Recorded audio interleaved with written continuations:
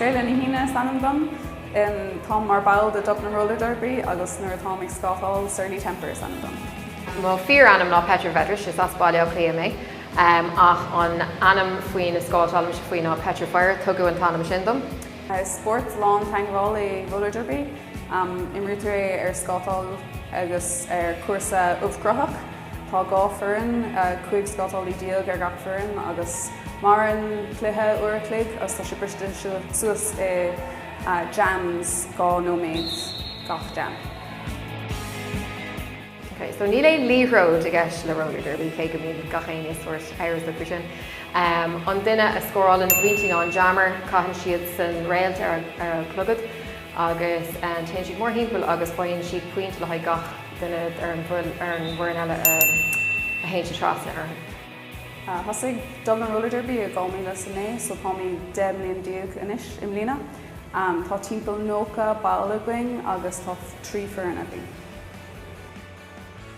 Fáin muid éine íciocht, ní fáin muid éin sponsorship óine is muidna a chur an gachar ar fáil, so tá bhíon na coachí tugann siad an so as dún féin, ní fáin siad íciocht ar bith, an a réiteoirí duine siad é as dún féin comá, ach duine muid é dá chéile.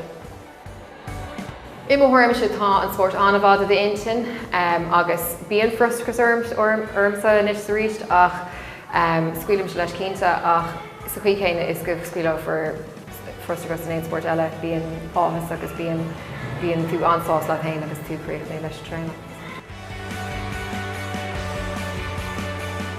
Is gom céim fá thosaigh sé mar spórt a gáir mná ach inis ceapan se mar tá lán mná gimmert. Spragan sé mná eile é a tríal mar tá sé lobta mná láidir eiscin te gimmert an spórt.